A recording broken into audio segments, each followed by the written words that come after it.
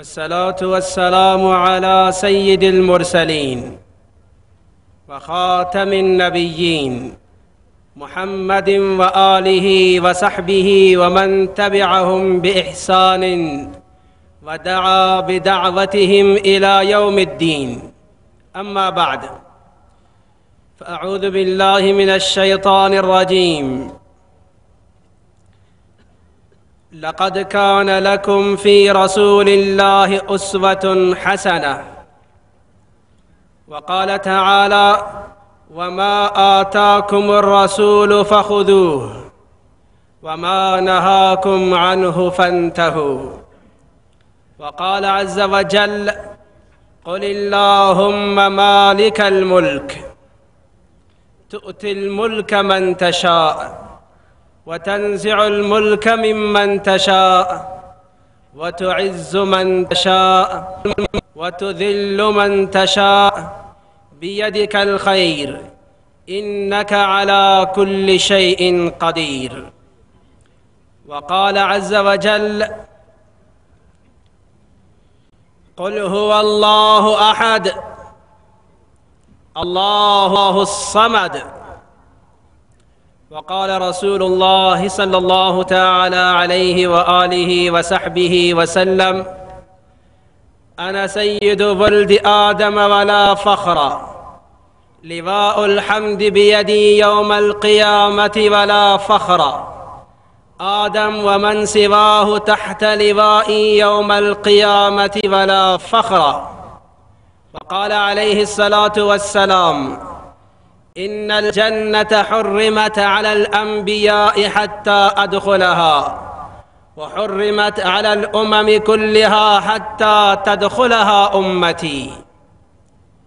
وقال صلى الله تعالى عليه وآله وصحبه وسلم: من أحيا سنتي فقد أحبني، ومن أحبني كان معي في الجنة، أو كما قال عليه الصلاة والسلام. الله جل جلاله أفضل ترين وأشرف ترين خلق وسيد الأولين والآخرين حضرت أحمد مجتبى محمد مصطفى صلى الله تعالى عليه وآله وصحبه وسلم را برای ما بهترین الگو و زیباترین اسوه قرار داده و در این جهان فرستادند. لقد کان لکم فی رسول الله اسوة حسنه. و سعادت و خوشبختی و هدایت را در اتباع ایشان قرار دادند. و این تطیعوه تهتدوا. و این شخصیت را که برای ما نمونه و الگو و اسوه انتخاب فرموده و فرستاده اند رب ذوالجلال، خود پروردگار جهانیان برای ما معرفی نمودند. ممدوح رب العالمین، شخصیتی است که رب جهانیان او را برای ما معرفی می نمایند و تعریف و تمجید و تحمید او را بیان می فرمایند. معرفی می نمایند برای ما این شخصیت بزرگ را تا ما کسی دیگر رو برای خودمون الگو و اسوه قرار ندهیم و از کسی دیگر اتباع نکنیم که عاقبتش هلاکت و بربادی و ذلت و نقصان و عذاب در دنیا و آخرت است. به این خاطر رب ذوالجلال رب العالمین رحمت للعالمین را برای ما معرفی می نمایند و در معرفی نمودن کلمه بسیار جمله بسیار زیبایی و رفعنا لک ذکرک. انسان عموما متأثر از شخصیت ها میشه که شخصیت جهانی است، شخصیتی است که همه جهان او رو میشناسند، لذا ما از آن شخص باید اتباع و پیروی بکنیم. رب ذوالجلال حبیب خودش را معرفی می نمایند و رفعنا لک ذکرک. این شخصیتی که من برای شما نمونه و الگو و اسوه قرار دادم و این شخصیتی است نه فقط جهانی بلکه شخصیتی است عالمی. نه فقط بر کره خاکی او را میشناسند بلکه اهل آسمان را از اهل زمین بهتر میشناسند و منزلت و مرتبتش و شأن و مقامش در نزد اهل آسمان از اهل زمین بالاتر و بهتر است. فرمودم و رفعنا لك ذکرک،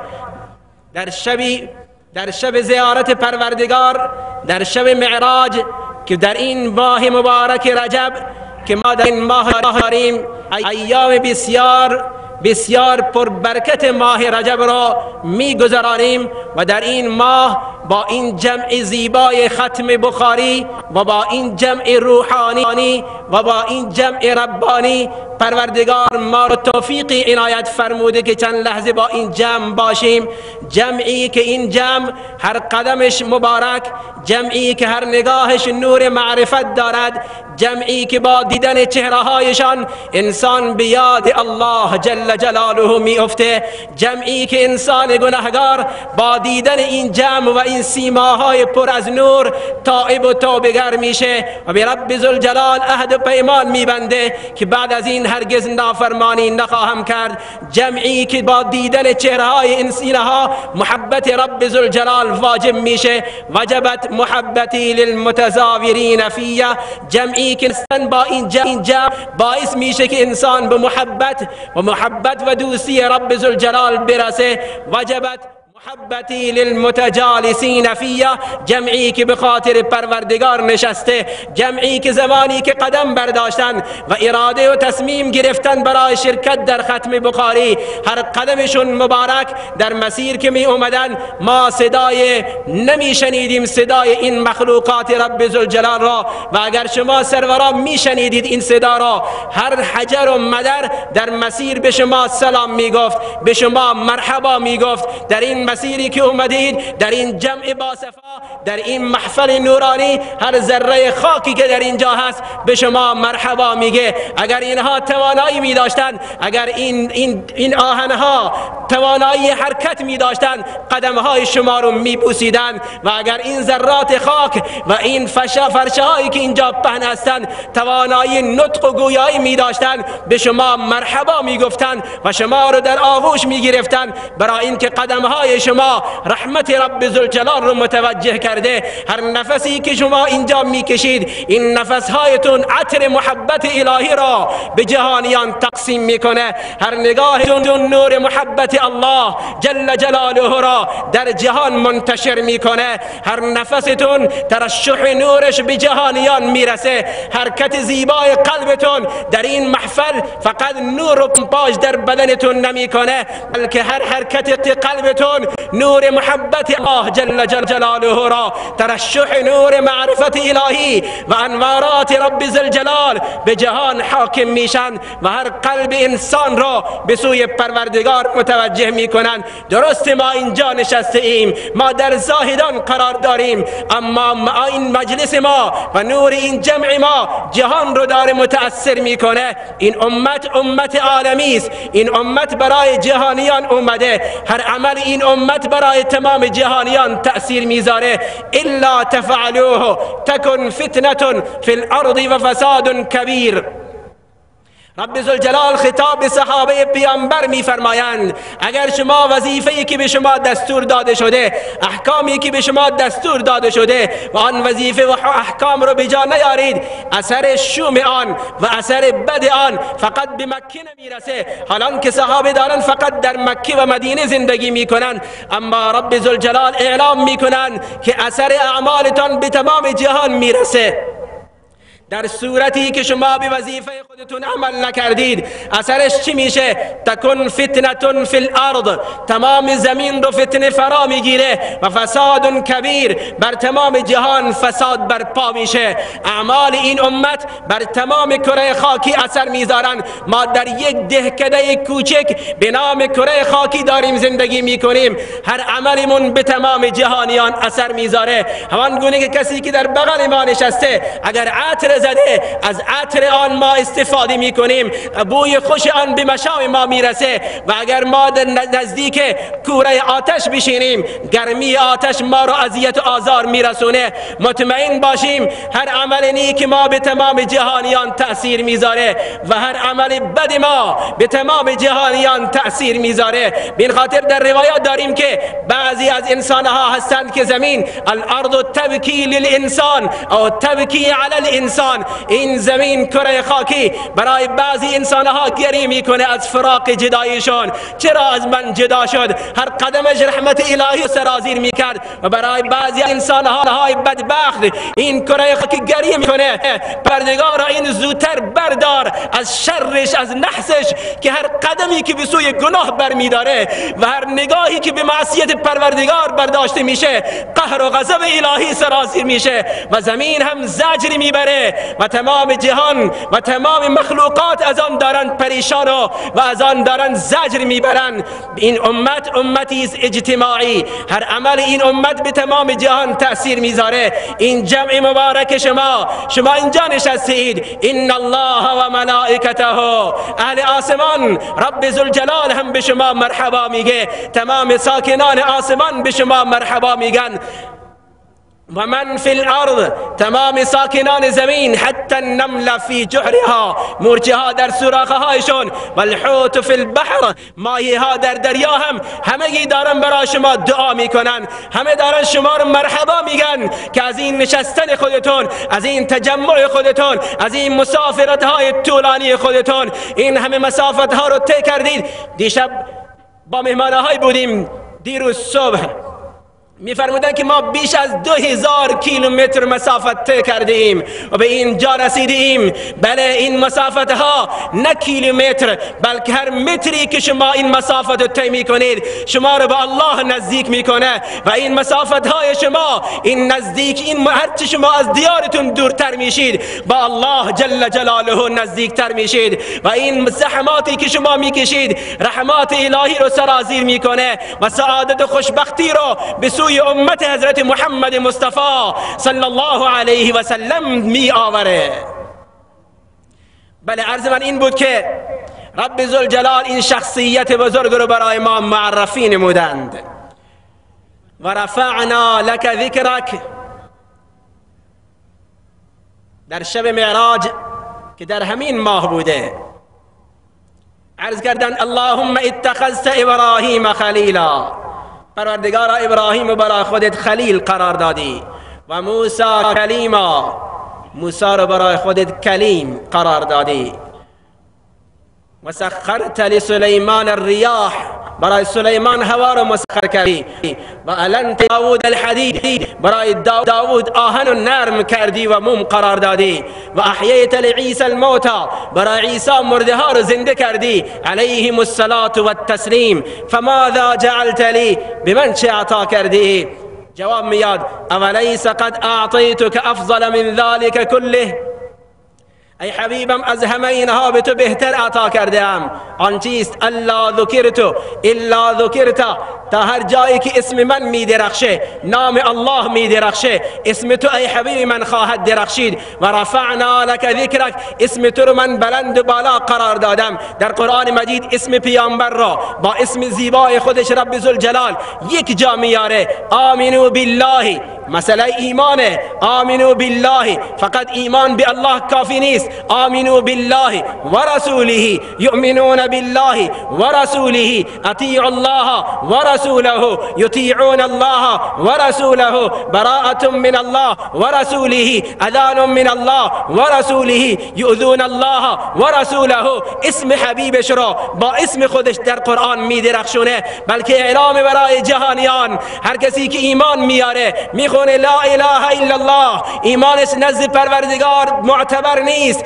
تا زمانی که نگه محمد رسول الله. مؤذنها اذان میدن اشهد ان لا اله الا الله. این نغمه زیبا در هر ثانیه و هر لحظه در کره خاکی داره به گوش جهانیان میرسه، اشهد ان لا اله الا الله. اما اذان مؤذنها هرگز تکمیل نمیشه تا زمانی که نگوین اشهد ان محمد رسول الله. اگر بالای عرش الهی نوشته لا اله الا الله، بعد از آن تحریر شده محمد رسول الله. بر درهای بهشت مزینن با لا اله الا الله، آراسته شده ان با محمد رسول الله. هر برگ درخت جنت می درخشه، یک طرفش با لا اله الا الله، سمت دومش با محمد رسول الله. چقدر عظمت داره. یا ایها الذین آمنوا ان الله و ملائکته یصلون علی النبی یا ایها الذین آمنوا صلوا علیه و سلموا تسلیما. رب ذوالجلال اعلام میکنه اسم حبیب منو زنده نگه دارید، برای حبیب من صلات و سلام بفرستید. روزانه 70,000 فرشته از آسمان عرش میان به سوی کره خاکی در محضر مصطفی صلی الله علیه و سلم حاضر میشن و عرض میکنن السلام علیک یا رسول الله. بعد از ظهر شام هر روز 70,000 فرشته دیگر حاضر خدمت میشن. السلام علیک یا رسول الله و رفعنا لك ذکرک. یک بار بگو السلام علیک یا رسول الله. من صلی علی واحده، یک بار بر پیامبر صلوات بفرست، رب ذوالجلال 10 بار برای تو رحمت میفرسته. حداقلش 10 گناه تو را عفو میکنه، 10 درجه تو در جنت بالا میبره. و رفعنا لك ذکرک، معرفی میکنن برای ما این شخصیت را. رب ذوالجلال سوگند، چقدر معرفی زیبایی، به عمر مبارکش سوگند یاد میکنه. چقدر عمر بابرکتیه، چقدر این عمر نزد پروردگار ارزش داره که رب جهانیان دارن سوگند یاد میکنن. لعمرک انهم لفی سکرتهم یعمهون. معرفی میکنن برای ما نطقش را. و النجم اذا هوا ما ضل صاحبكم و ما غوا و ما ینطق عن الهوا ان هو الا وحی یوحى.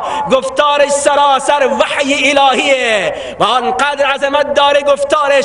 و قیله یا رب ان هؤلاء قوم لا یؤمنون، که رب جهانیان به گفتارش سوگند یاد میکنه. کفار گفتن لست مرسلا فنطق من فوق العرش، رسالتش رو با سوگند رب ذوالجلال یاد میکنه و جواب کفار رو میده یاسین و القرآن الحکیم انک لمن المرسلین. کفار گفتن خاکم بدهن انک لمجنون فنادا من فوق العرش. از بالای عرش رب ذوالجلال داره دفاع میکنه و جواب میده با سوگند. اخلاقش رو معرفی میکنه نون والقلم و ما یسترون ما انت بنعمت ربک بمجنون انک لعلی خلق عظیم. جایی که اخلاق به پایان میرسه، از آنجا تازه اخلاق حضرت رسول علیه السلام سربلندی اخلاقش داره شروع میشه. رب ذوالجلال به شهری که در آن زندگی میکنن سوگند یاد میکنه. لا اقسم بهذا البلد. این سوگند به مکه به خاطر کعبه نیست، این سوگند به مکه به خاطر زمزم و صفا و مروه نیست. اینها خودش مکه رو قبلا محترم قرار دادن، اما سوگند رب ذوالجلال به شهر مکه و انت حل بهذا البلد. قدم های زیبای تو ای حبیبی من این شهر افتاده اند. این شهر عظمتش بالا رفته که رب جهانیان داره به شهر پیامبر شهر مکه سوگند یاد میکنه. هجرت میکنن هجرتش آنقدر نزد رب ذوالجلال اعتبار داره و آنقدر ارزش داره که هجرتش در قرآن رب ذوالجلال تذکر میکنه. کسی که هم سفر هجرت است، رب ذوالجلال او رو برای جهانیان معرفی میکنه. از اون شخصیت هم تنجید و تحمید میکنه. إذ هما في الغار إذ يقول لصاحبه لا تحزن إن الله معنا الله با کسانی است که با پیامبرن، عشق پیامبر رو در سینه دارن. الله با کسانی است که عشق پیامبر رو در سینه دارن. الله با کسانی است که عشق مصطفی رو اولین مرحله در قلبهایشون جا دادن، کسانی که اون محبت اون شخصیت ها رو در قلوبشون جای میدن. تا قیامت وعده رب ذوالجلال است که الله با اونهاست. عیت الله، نصرت الله، یاری الله با اون کسانی است که عشق مصطفی و یاران مصطفی صلی الله علیه و سلم را در سینه های خودشون جای میدن. پیامبر میرسه به مدینه نبود، مدینه یثرب بود. با قدم گذاشتن پیامبر اسم مدینه عوض میشه، اسم یثرب عوض میشه، مدینه قرار میگیره. رب ذوالجلال این اسم مبارک رو اعلام میکنه، ما کان لاهل المدینه، اسم یثرب شد مدینه. طیبا، طابا، اسمهای گرامی به مدینه داده شده. این به برکت قدمهای مصطفی صلی الله علیه و سلم. کسانی که ایمان آوردن بر او اسمشون صحابی قرار گرفته.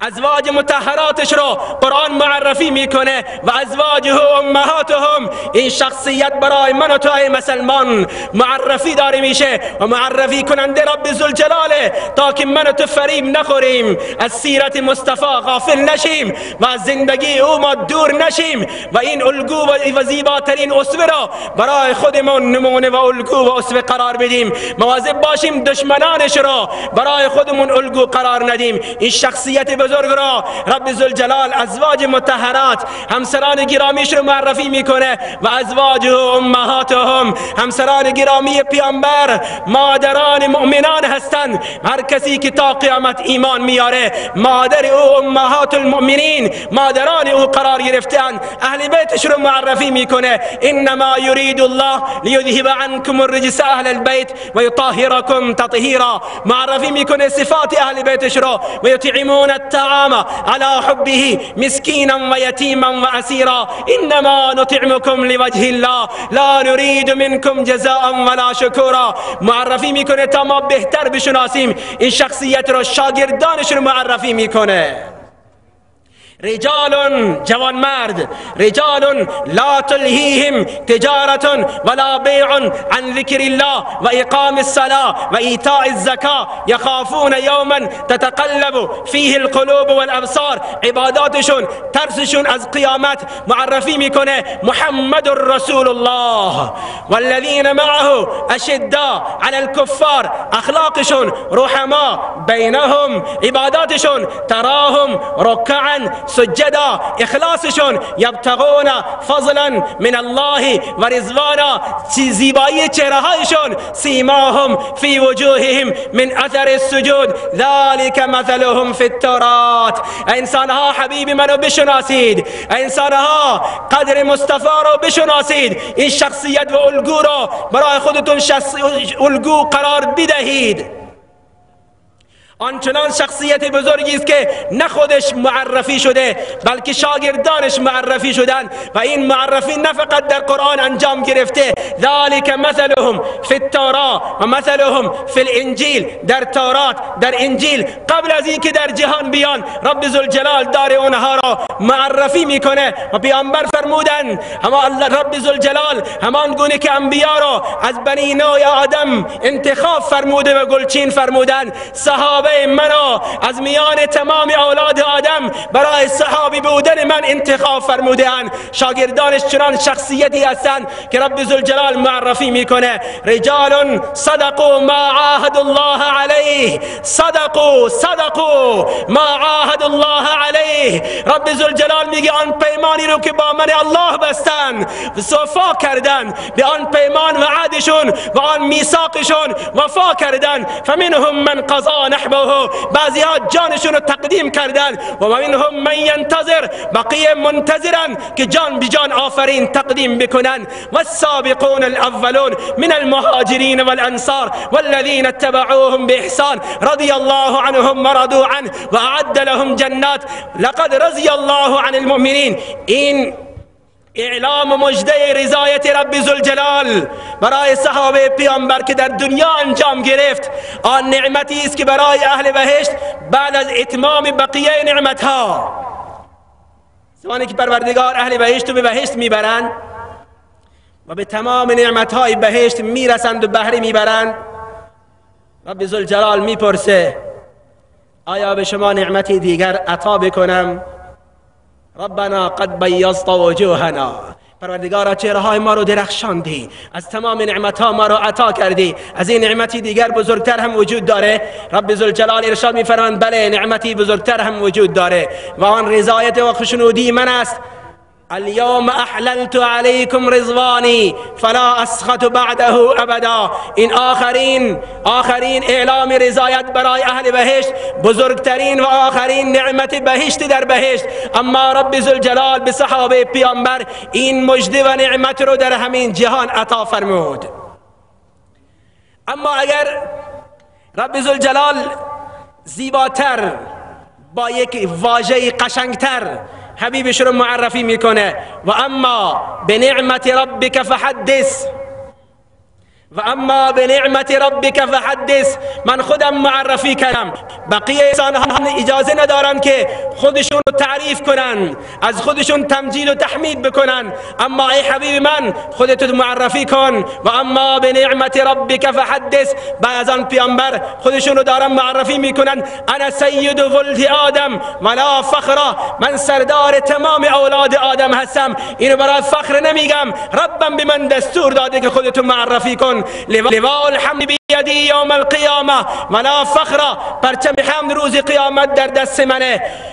آدم و من سواه تحت لواء یوم القیامه ولا فخر، آدم و تمام پیامبران و تمام اولاد آدم زیر سایه پرچم حمد من قرار میگیرند. ان الجنه حرمت على الانبیاء حتی دخولها، ورود بهشت برای تمام انبیا ممنوعه تا زمانی که من وارد بهشت نشم. و حرمت على الامم كلها، ورود بهشت برای بقیه امتها ممنوعه، حرامه حتی تدخلها امتی، تا زمانی که امت من وارد بهشت نشه. و فرمودن انی لا اعرف رجلا باسمه و اسم ابیه و امه، یک شخصی رو میشناسم اسم خودش رو، اسم بابایش رو، اسم مادرش رو، لا یأتی بابا من ابواب الجنه، بر هر دری از درهای بهشت که میاد یقال له مرحبا مرحبا، ندا میاد از درهای بهشت مرحبا مرحبا، خوش آمدید خوش آمدید، تشریفا مبارکا تشریفا مبارکا، از اینجا تشریف بیار از اینجا تشریف بیار. هر در بهشت برای خودش سعادت حساب میکنه، برای خودش سعادت میدونه که این شخصیت از آن در وارد بهشت بشه. سلمان فارسی رضی الله عنه پرسیدن من هو یا رسول الله، این شخصیت چی کسی است؟ برای ما معرفی بفرمایید. فرمودن ابو بکر ابن ابی قحافه، این ابو بکر ابن ابی قحافه است. و اما به نعمت ربک فحدث، رب ذوالجلال دستور داده نعمتهایی رو که به تو دادم بیان بکن. شاگردانت این مقام رو دارن، خودت مقام و شخصیتی هستی. و فرمودن انی رأیت قصرا فی الجنه، در جنت قصر رو دیدم من لؤلؤه، از یک مروارید درخشنده ساخته شده، قصر بسیار بزرگ و زیبایی. پرسیدم لمن، این قصر مالکیه؟ جواب گفتن لفتم من قریش، مال یک جوان قریشیه. با خودم گفتم که منم جوان قریشی و این قصر زیبا باید مال من باشه. خواستم وارد بشم، همین که قدم رو گذاشتم برای ورود به این قصر به من جواب رسید این مال غلام تو عمر بن خطابه. فرمودن من به یاد حیای تو افتادم ای عمر، برگشتم وارد نشدم. سیدنا عمر اشک میریخت و عرض میکرد از تو که حیای نیست پیامبر وارد میشدی.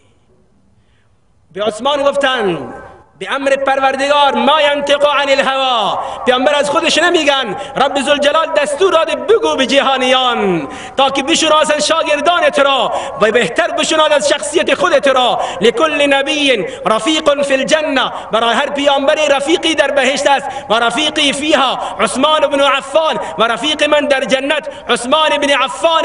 یا علی، درس سیدنا علی رو گرفتن نزدیک کردن. اما ترضا ان تكون منزلک من مقابل منزل یوم القیامه، به این راضی نیستی که منزل تو در روز قیامت در جنت روبرو و مقابل منزل من باشه؟ سیدنا علی اشک میریزن راضی تو یا رسول الله، من راضی و خوشنودم برای این نعمت پروردگار. لكل نبی حواری فی الجنه و حواری فیها طلحه و الزبیر، برای هر نبی در جنت حواری یک حواری است و من دو تا حواری در جنت دارم، طلحه و زبیر حواری های من هستند در جنت.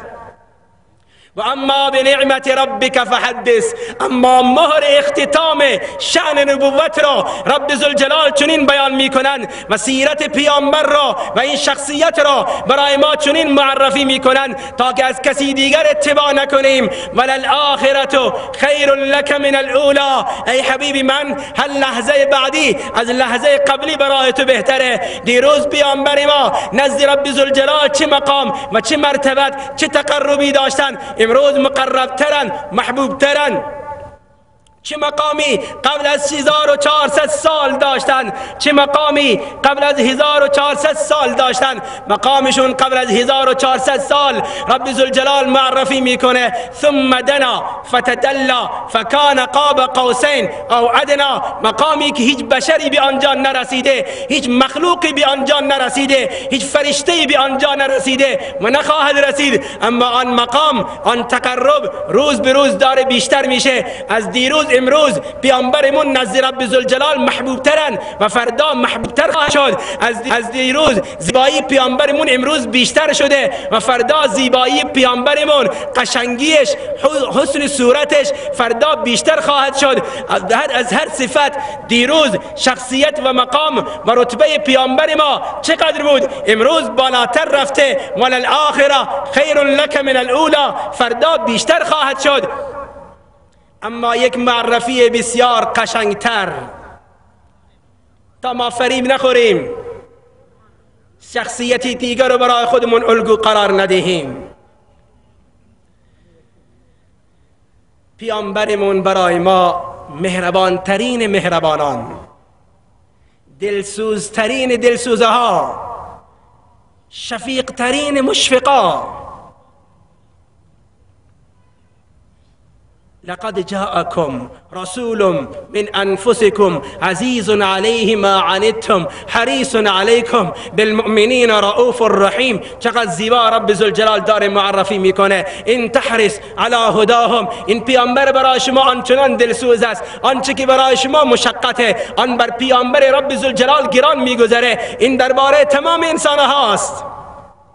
حریص علیکم، برای هدایت شما حریصه. این برای مؤمنین نیست. این دلسوزی و شفقت، غمخواری، همدردی برای تمام نوع بشره. اما محبت پیامبر، مودت پیامبر بالمؤمنین رؤوف الرحیم، مختص مؤمنین بود. اما دلسوزی و شفقت، غمخواری و همدردی برای تمام جهانیان. این تحرص علی هداهم.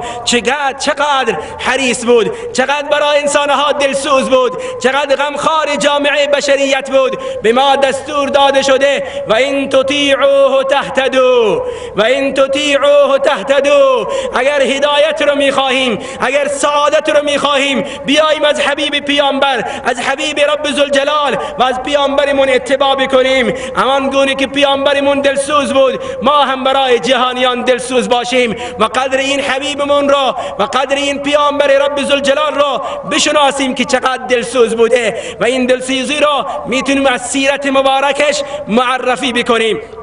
یک بار دزدی رو آوردن، دزدی کرده و دزدیش ثابت شد.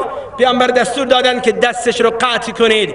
زمانی که دستش رو قطع میکردن، اشکهای گرامی پیامبر میچکیدن. صحابه عرض کردن یا رسول الله، برای این دزد داری گریه میکنی؟ فرمودن اگر من امروز گریه نکنم که در جلوی نگاه من دست امتی من بریده و قطع میشه، پس من کی گریه بکنم؟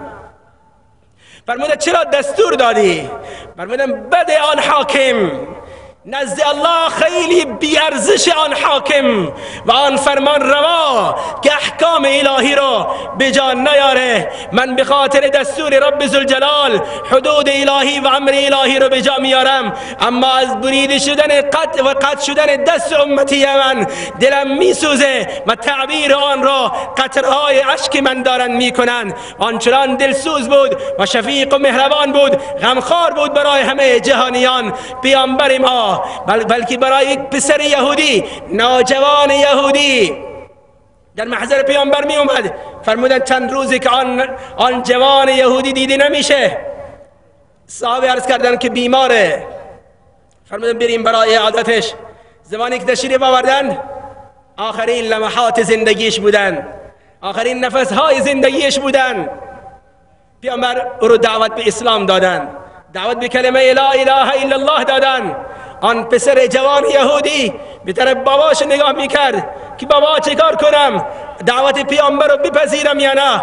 باباش گفت اطیع ابوالقاسم، از ابوالقاسم اطاعت بکن. آن جوان خوند لا اله الا الله محمد رسول الله. بعد از آن این جهان فانی را الوداع کرد. زمانی که رسول الله صلی الله علیه و سلم از خونه این پسر جوان یهودی بیرون اومدن، چهره مبارک آنچنان میدرخشید که نورش از ماه شب 14 خیلی زیباتر و قشنگتر بود. صاحب پرسیدن چرا اینقدر خوشحالی؟ فرمود به این خاطر خوشحالم که انقذه الله من شده. جوان این مسلمانان ایران، مسلمانان تمام نقاط جهان را بعد از 14 قرن قرآن ندا میده بیاید اتباع بکنید از پیامبر خودتون. اولین درسی که پیامبر به ما داده یا ایها الناس، ای جهانیان، ای انسانها. کلمه ناس معنای بسیار بزرگی رو در بر داره. یا ایها الناس، ای دوست و دشمن، ای مسلمان و کافر، ای کسانی که تشنه خون ما هستید، ای کسانی که دشمن جان ما هستید، ای کسانی که اسلحه به دست گرفته و میخواهید ما رو بکشید و از بین ببرید، بشنوید فریاد دل ما رو، بشنوید اولین دستمون رو که پیامبر ما داده. یا ایها الناس، ای دوست و دشمن، ای اهل شرق و غرب، ای اهل شمال و جنوب، ای مسلمان، ندا دادن کار تو است، رساندن این پیام به قلبهای 7 میلیارد انسان موجود و نسلایی که تا قیامت میان. این کار رب ذوالجلاله، این وعده رب ذوالجلاله.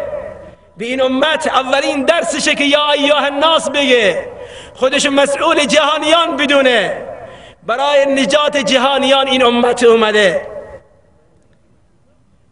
در چند شب جمعه قبل شیخ الاسلام حفظه الله در مرکز جمله زیبایی رو گفتن: شما ناجی بشر هستید.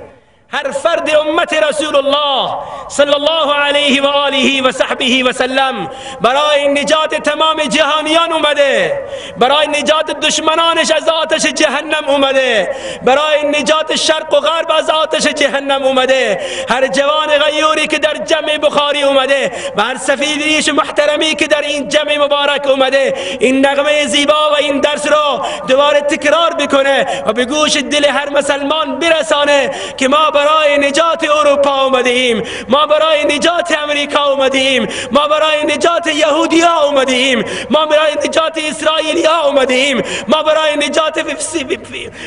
نجات مسیحی ها اومده ایم، ما برای نجات هندوها اومده ایم، ما برای نجات بت مذهب ها اومده ایم، ما برای نجات همه انسان ها اومده ایم.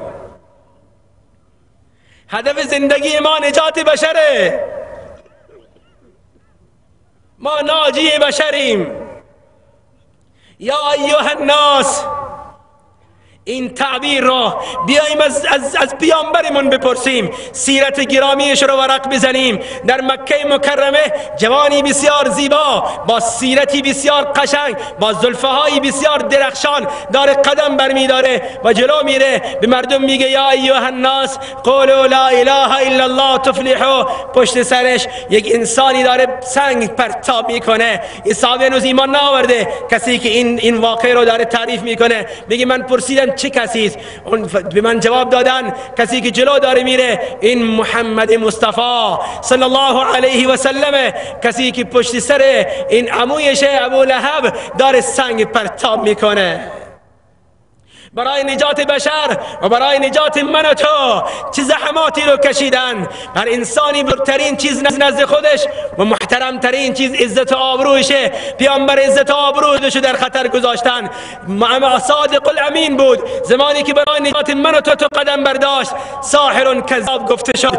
دو تا دختر گرامی قدرش را، دو تا دخترش رو که در عقد فرزندان ابو لهب بودن در جمع بزرگی طلاق دادن و یکی از فرزندان بدبخت ابو لهب جلو میاد و گریبان پیامبر رو میگیره و از وسط دو نصف میکنه و خاکم بدان میگه تو ذلیلی و دخترت هم ذلیله، من دخترت رو طلاق دادم. اینا همه برای نجات من و تو بود. برداریم تاریخ را. طائف به ما چه درسی داره میده؟ از وادی طائف چه ندا میاد؟ لا یرفع قدم الا حجر ولا یدع قدم الا حجر. هر قدمی که میذاره سنگ پرتاب میکنن، هر قدمی که بر میداره سنگ پرتاب میکنن. قطرات خون مبارک پیامبر زمین طائف و وادی طائف رنگین کردن. یک قطره خون پیامبر 1 میلیارد دوم یک قطره خون پیامبر از میلیاردها انسان، میلیاردها دنیا و این کره خاکی و آنچه که در جهان هست ارزشش نزد پروردگار بیشتره. این قطرات خون برای کی ریخته شدن؟ اون احد جایی که دندان مبارک شهید شده، اون احد جایی که پیامبر بر کوه احد بر دامنش افتادن، اون کوه احد جایی که قطرات خون پیامبر ریختن. اون کوه احد میخواد امروز هم بجنبه و ندا بده به جهان اسلام و مسلمان های غافل رو، مسلمان های در خواب رو بیدار بکنه که قدر حبیبتون رو بدونید، قدر مصطفی صلی الله علیه و سلم رو بشناسید. قطرات اشکی که در بدر ریختند، این قطرات اشک فقط برای اهل بدر نبود، آنچنان قطرات اشک سرازیر بودند. سینه مبارک تر شده، محاسن مبارک کاملا تر شده اند. زمین بدر گلالود شده، اون خاکش با قطرات اشک پیامبر گلالود شده. و دعای چیست؟ اللهم ان تهلك هذه العصابه لن تعبد. پروردگار مثلا این 313 نفر نیست، اینها اگر جام شهادت رو نوشیدن به سعادت میرسند، اما مسئله امت منه. من اینها رو تربیت کردم تا ایمان را به قلوب جهانیان برسونن و اگر اینها از بین رفتن بعد از 14 قرن ما در زاهدان چون این جمع مبارکی نخواهیم داشت. جمعی که فرشته ها با ما هم نشینند، جمعی که ملائکت الرحمن اینجا وجود دارند، جمعی که الان اسمای تک تک شما را، تمام آحاد این جمع را اسمهایشون رو رب جهانیان، خالق عرش و فرش، مالک بحر و بر، داره بالای عرش در جمع ملائکه اسمهای شما رو داره یاد آوری میکنه. این برکت اون قطرات اشک پیامبرن. برداریم سیرت مصطفی را.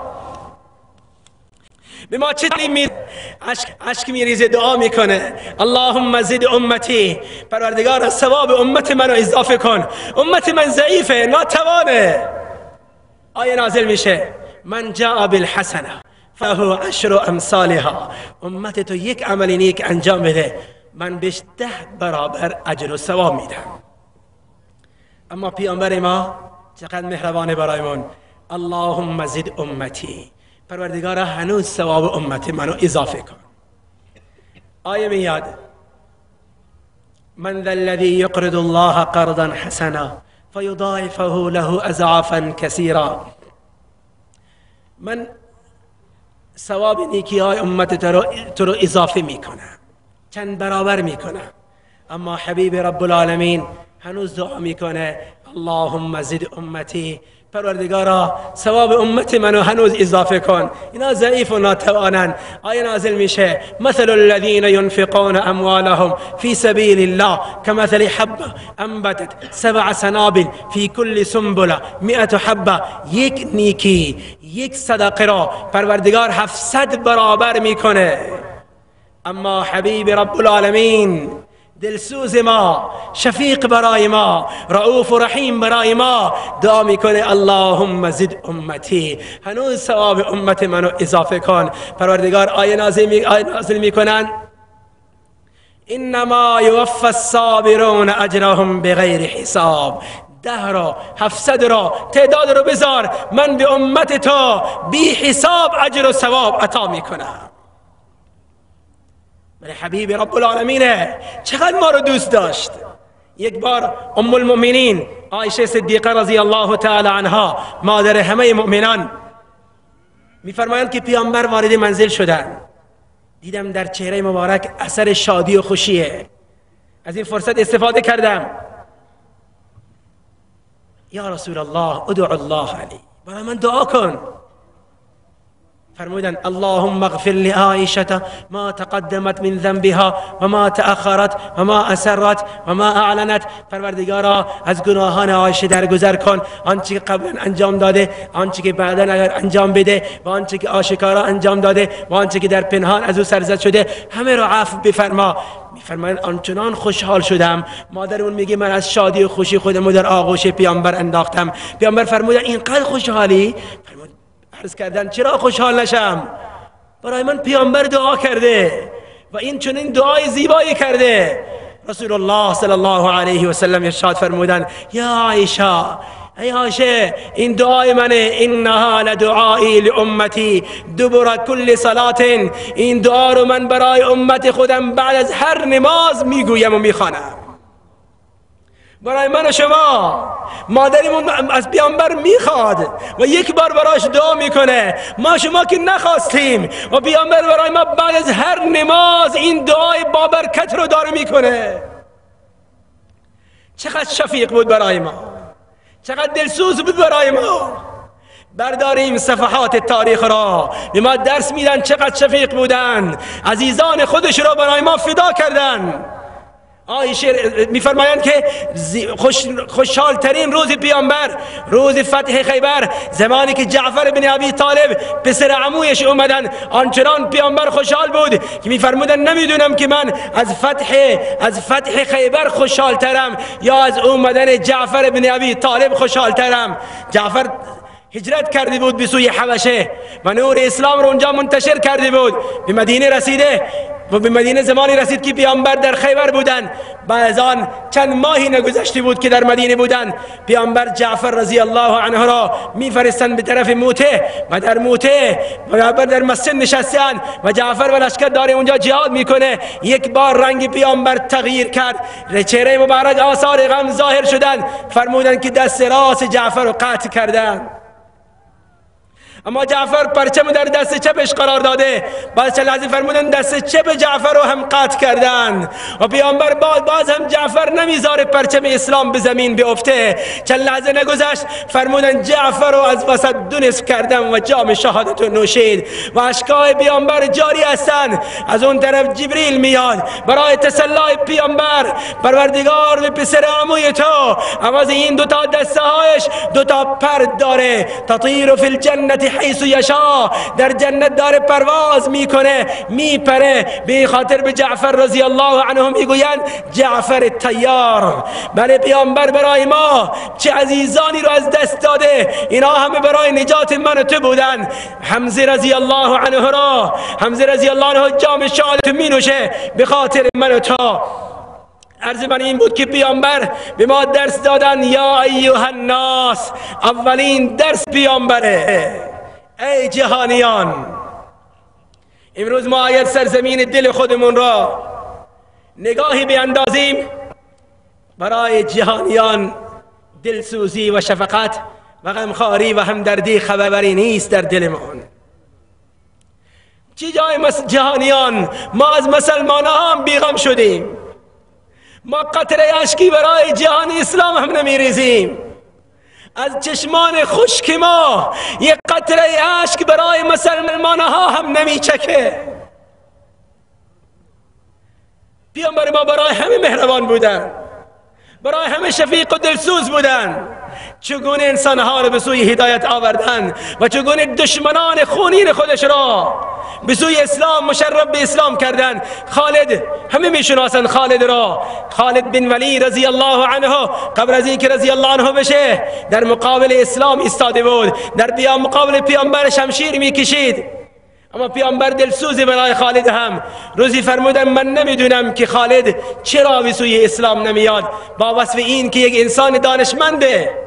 این خبر به خالد میرسه، خودش میگه این دل سنگ من از جاش تکون خورد، کسی که من این همه اذیت و آزار بهش رسوندم برای من دلسوزه. چندی بعد در جمعی فرمودن خالد یک انسان دانشمنده، چرا تأخیر میکنه نمیاد مشرف به اسلام نمیشه؟ وقتی که این سخن به گوش خالد میرسه میگه دل سنگ من آب شد. گفتم باید از نزدیک برم این شخصیت رو ببینم. زمانی که این خبر به پیامبر میرسه که خالد تصمیم گرفته که به مدینه بیاد، اهل مدینه رو جمع میکنن و میفرمایند شما همه خالد رو میشناسید، هیچ خونه ای در مدینه چنان نیست که عزادار نشه به سبب خالد. 70 تن از صحابه جلیل القدر پیامبر به شهادت رسیدن در احد، سببش خالد بود. اما خالد داره میاد، مواظب باشید که نگاهتون به سوی خالد چنان نگاهی نباشه که خالد به یاد ماضی خودش بیفته و احساس شرمندگی و حقارت بکنه. زمانی که خالد میاد، پیامبر و اهل مدینه برای استقبال خالد از مدینه بیرون اومده اند. بله، اهل مدینه این دلسوزی و شفقت را از قلب اطهر رسول الله صلی الله علیه و سلم اقتباس کرده و در قلبهای خودشون جای داده اند. پیامبر خالد رو استقبال میکنه و چادر نبوت را برای خالد پهن میکنه و از خالد استقبال میکنه و خالد با این سنگ، دل سنگش برمیگردونه و دلش رو با نور اسلام منور میکنه و خالد میشه سیف من سیوف الله المسلول. خالد نه فقط مسلمان و نه فقط این واژه زیبای رضی الله عنه به خالد میرسه، بلکه خالد شمشیر خدا قرار میگیره. اکرمه بن ابی جهل چه صدماتی به جهان اسلام رسانده، اما زمانی که میاد پیامبر او رو استقبال میکنه، مرحبا بخیر راکب، چه سوار خوبی اومده، خوش آمدید. و چادر نبوت را برای بزرگترین فرزند بزرگترین فرعون این امت، برای فرزند ابو جهل چادر نبوت پهن میکنه، بیا اینجا بشین. و این اکرمه را یکی از سپه سالاران جهان اسلام قرار میده. وحشی رو کی نمیشناسه؟ من این چند واقعه رو مختصرا عرض میکنم تا که ما هم همچنین دلسوز باشیم. اسلام دین انتقام نیست، اسلام دین خون ریزی نیست، اسلام دین سعادت و خوشبختیه. اسلام برای نجات بشر اومده و این امت پروردگار برای نجات انسانها فرستادند. وحشی کسی است که محبوب ترین عموی پیامبر با برادر نسبی پیامبر، برادر رضایی پیامبر سیدنا حمزه رضی الله عنه رو به شهادت میرسونه. زمانی که و این شهادت برای پیامبر آنچنان سنگین بود، زمانی که پیامبر میان و به جنازه عموی خودش میرسن که چشماشو بیرون آورده اند، گوشهاشو بریده اند، لبه های مبارک رو بریده اند، بینی مبارک رو بریده اند، بلکه در بعضی روایات هست که جگر مبارکش بیرون آورده و چبیده اند، دور انداخته اند، تکه تکش کرده. و بعضی مورخین نوشتند که سر مبارک را هم کاسه سرش رو بیرون آورده و شراب نوشی کرده اند. پیامبر با دیدن این منظر آنچنان به غم و اندوه و آنچنان گریه میکنن که صدای گریه پیامبر تا دور میره. اما این صدای گریه پیامبر هنوز گریه ممنوع نشده بود. زمانی که وارد مدینه میشن، اهل مدینه زنها دارن برای مرده های خودشون گریه میکنن، نوحه میخونن. از زبان پیامبر بیرون اومد والحمزة لا بواکی، برای حمزه کسی نیست که گریه بکنه، برای عموی من کسی نیست که گریه بکنه. سیدنا سعد به تمام زنهای مدینه دستور دادن که بذارید مرده های خودتون را، نوحه برای میت های خودتون رو ترک کنید و برید نزد پیامبر. زمانی که پیامبر از دولتکده بیرون، از خونه بیرون اومدن، دیدن تمام زنهای مدینه جمع شده اند. پرسیدن چه خبره؟ گفتم اومدیم که نوحه بکنیم برای عموی تا. فرمودن برگردید، خدا بر شما رحمت بکنه. غم اندوه پیامبر آنچنان زیاد بود که رب ذوالجلال از عرش جبریل رو میفرسته و پیامبر رو تسلی میده که من بر عرش خودم نوشتم الحمزة اسد الله و اسد رسوله. حمزه شیر خدا و شیر رسول خداست. این وحشی را، کسی که این جنایت مرتکب شده، کسی که این خیانت بزرگ کرده، پیامبر برای این هم دلسوزه. زمانی که مکه مکرمه فتح میشه فرار میکنه، به طائف میره. زمانی که طائف و پیامبر محاصره میکنه باز هم تسلیم نمیشه. و از مدینه منوره پیامبر برای نجات وحشی قاصد میفرستن. زمانی که قاصد میاد و به وحشی دعوت به اسلام میده که پیامبر گفته اسلم تسلیم، مسلمان بشو، در این جهان هم سالم میمونی. و الا اگر مسلمان نشدی صحابه من با دیدن تو رو تکی تکی خواهند کرد. مسلمان بشو، از آتش جهنم هم نجات حاصل میکنی. اما وحشی میگه، ناز میکنه، نخری، من مسلمان چرا بشم؟ من که قتل کردم، دزدی کردم و در قرآن اومده هر کسی قتل بکنه، دزدی بکنه، زنا بکنه، یلقى اثاما یضاعف له العذاب یوم القیامه و یخلد فیه مهانا، و در عذاب جهنم برای همیشه میمونه. من چرا مسلمان بشم؟ قاصد برمیگرده، اما دل پر از شفقت پیامبر، دلی که لبریز از خیرخواهی و سعادته، دوباره قاصد میفرسته برای وحشی. برو به وحشی بگو رب من میگه الا من تاب و آمن و عمل عملا صالحا فاولئک یبدل الله سیئاتهم حسنات و کان الله غفورا رحیما. زمانی که این قاصد این آیه رو میاره برای وحشی، قاصد با دادن این ورق وحشی میخونه الا من تاب، توبه بکنه، آمن، ایمان بیاره، عمل عملا صالحا، عمل نیک انجام بده، فیه شروط، میگه این شرط داره و شروط مشکله، شرطا زیادن مشکلن، من ایمان نمیارم. قاصد برمیگرده.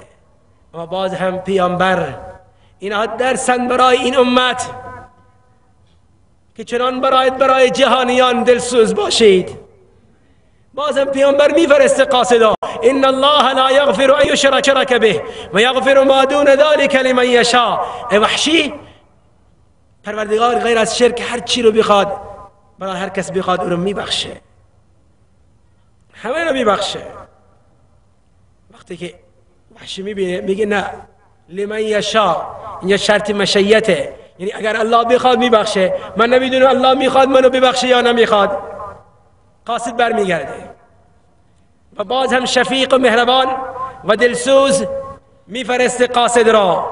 و قاصد زمانی که میرسه به وحشی با این آیه مبارکه، یا عبادی الذین اسرفوا علی انفسهم لا تقنطوا من رحمت الله ان الله یغفر الذنوب جمیعا. ای بنده های من که شما بر جانهای خودتون ظلم کردید، از رحمت الهی مایوس و ناامید نشید. پروردگار همه گناهان رو عفو میکنه، بخشنده و مهربانه. الان وحشی میگه الان دیگه نمیتونه نقصی بگیره یا عیبی بگیره یا ناز بکنه، میگه بله الان خوبه. فاسلم، مسلمان میشه. زمانی که در مدینه منوره میاد چهرهش پوشانده، میدونه که من چی خیانتی کردم. در بار نزد سر پیامبر که نزدیک میرسه با صدای بلند میگه اشهد ان لا اله الا الله و اشهد ان محمد رسول الله. و چهرهش ظاهر میکنه. فورا صاحب دست به شمشیر و شمشیر از نیام بیرون میان، یا رسول الله وحشی به ما اجازه بده تکه تکش بکنیم. پیامبر میفرمان بشین سر جایتان، الان مسلمان شده، من میخوام این به بهشت بره.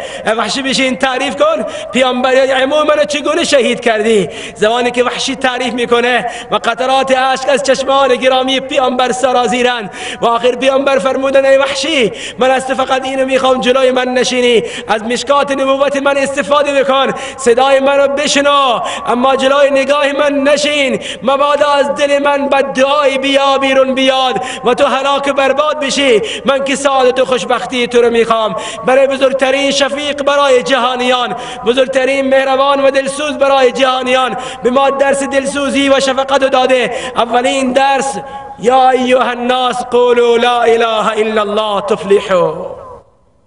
این سعادت به این امت رسیده، این امت به جهانیان بگه به ما دستور داده شده و ما آتاکم الرسول فخذوه. سرورا به من دستور دادن امروز در مورد سیرت رسول الله صلی الله علیه و سلم بگم. من چیزی که از سیرت میخوام بگم این فقط معرفی بود، اما کار پیامبر چی بود که به ما رسیده؟ این الگو به ما چی درس داد؟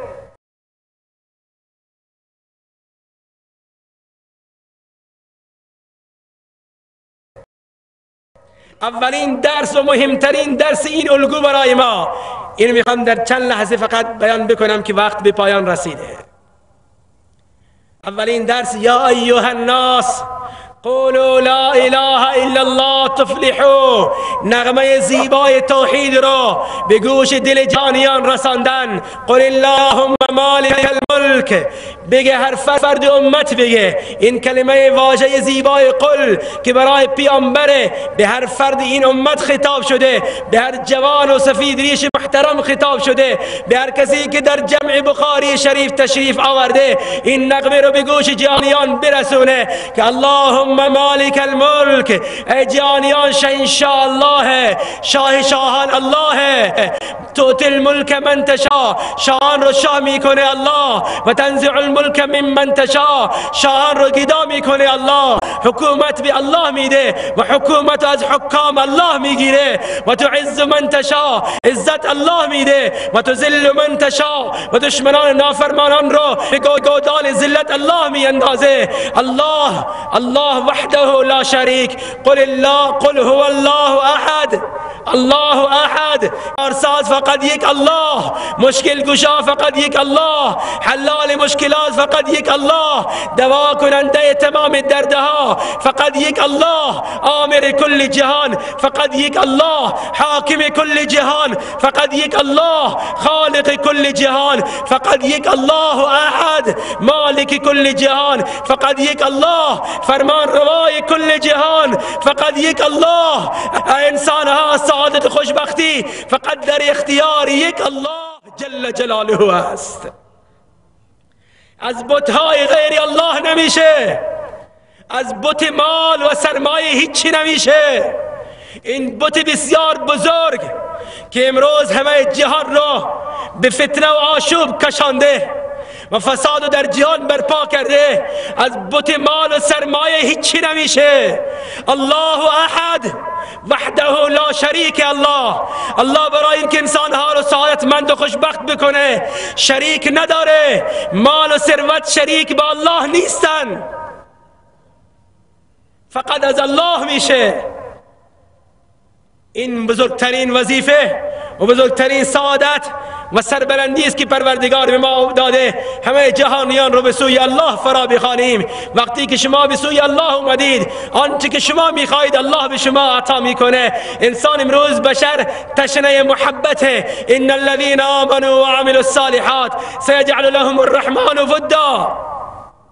امروز بشر خواهان امنیته. الذين آمنوا ولم يلبسوا ایمانهم بظلم اولئک لهم الامن وهم مهتدون. امنیت در رابطه با الله، امنیت ظاهری، امنیت باطنی، امنیت قلب، امنیت از آفات آسمان، امنیت از زلزله، امنیت از طوفان، امنیت از سیل، امنیت از تمام بلاها و مصیبتها در رابطه با الله. بیاییم به سوی الله. رساندن این پیام به جهانیان، حیات طیبه در امنیت، حیات طیبه در رابطه با الله. من عمل صالحا من ذكر او انثى وهو مؤمن فلنحيينه حياة طيبه. بیایی با وحده لا شریک ارتباط خودتون رو برقرار بکنید. الله شما رو سربلند میکنه. و انتم الاعلون ان کنتم مؤمنین. خواهان عزتید. العزت لله ولرسوله وللمؤمنین. ای جانیان حل مشکلات میخواهید. و من یتق الله یجعل له مخرجا. حل مشکل اقتصادی جهان بشر و یرزقه من حیث لا يحتسب. آسان شدن کارها. و من یتق الله یجعل له من امره یسرا. رحمات و برکات. ولو ان اهل القرى آمنوا واتقوا لفتحنا عليهم برکات من السماء والارض. زندگی خوشگوار و سربلند و حفاظت. و این تصبروا و تتقوا لا يضركم كيدهم شيئا. پس ما وظیفه داریم سیرت رسول الله صلی الله علیه و سلم به ما این درس رو میده که ما همه جهانیان رو به سوی الله بیاریم. زمانی که ما با این عزم قدم برداشتیم، معیت و یاری الله با ماست و اولین نعمتی که به ما الله عطا میکنه خودمون محبوب الله میشیم، رابطه خودمون با الله برقرار میشه. برای این همه سروران نیت میکنن که ما انشالله همه جهانیان رو با معیت و پشتیبانی پروردگار خودمون و قدرت کامل رب ذوالجلال به سوی رب ذوالجلال دعوت میدهیم و همه رو به سوی سعادت بهشت فرا میخونیم. برای همه این همه دوستان نیت کردن انشاءالله. پروردگار به همه ما شما توفیق عمل عنایت. أحب جحافل الإيمان ترفع راية السنة جدودي للدنيا ساروا وللعلياء قطاروا جدودي للدنيا ساروا وللعلياء قطاروا جحافلهم كتائبهم على الطغيان قد ثاروا أحب الله والإسلام والقرآن والجنة أحب جحافل الإيمان ترفع راية السنة أحب الله والإسلام والقرآن والجنة أحب جحافل الإيمان ترفع راية السنة أنا الإسلام أهواه وعين الله تراه أنا الإسلام أهواه وعين الله تراه إذا الطاغوت نزله ليوثا سوف نلقاه أحب الله والإسلام والقرآن والجنة أحب جحافل الإيمان ترفع راية السنة أحب الله والإسلام والقرآن والجنة أحب جحافل الإيمان ترفع راية السنة أنا بالله إيماني أنا أفديه قرآني أنا بالله إيماني أنا أفديه قرآني ولو جاءت تحاربنا